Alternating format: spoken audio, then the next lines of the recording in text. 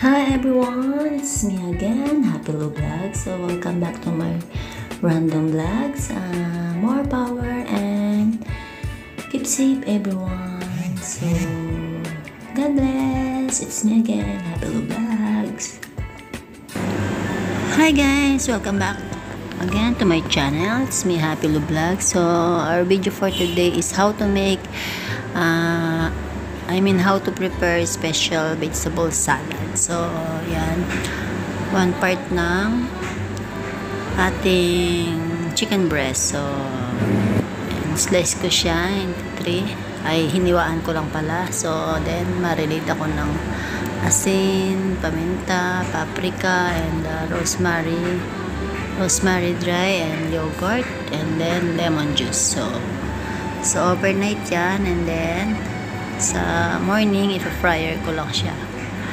So, actually, this is for the toppings of the vegetable salad for the office.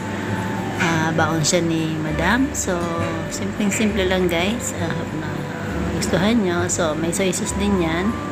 So, I use the Knorr seasoning soy sauce. And then, ayan, nilagyan ko siya ng paper para hindi siya dumikit sa ano. And then haluin ulit natin bago natin siya ilagay sa fryer. And then nag-slice na rin ako ng ating mga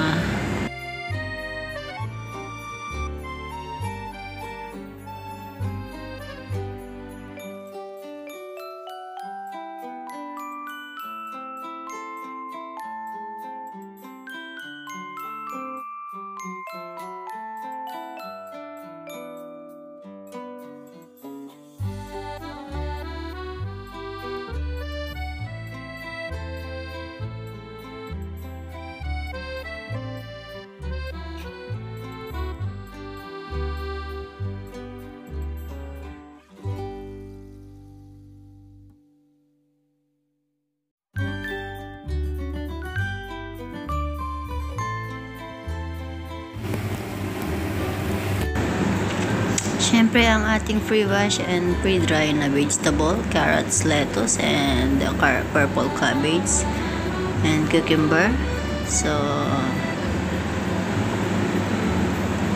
nilate-late ko para medyo masarap kainin. Hindi siya sa ating... So, yun guys. And then, fresh tomato pala. Inalis ko yung buto. So, ayun. Siyempre, lalagyan ko rin ng toppings ng sesame seed, black sesame seed, and pumpkin seed. So, gusto ng aking boss ito. At siyempre, yung sauce niya is ano lang, simpleng honey mustard lang. And ayan yung ating walnut. So, babad natin siya sa mainit na tubig. And then, after na mababad mga 5 to 10 minutes, angoyin natin and i-dry lang natin. So, at lately din natin. Toppings ko rin siya sa ating vegetable salad. So, meron tayong cherry and olive oil. Hindi nawawala yan. Olives, I mean. So, ayan, lately din natin yung ating walnut.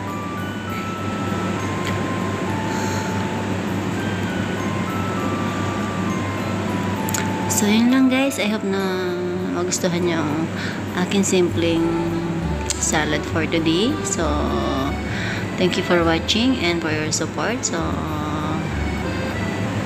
come with me till the end. So, para sa ating masarap na salad. So, para sa akin, masarap naman siya talaga. So, yun ang ating chicken. Luto na. And then, syempre, i-slice lang natin siya.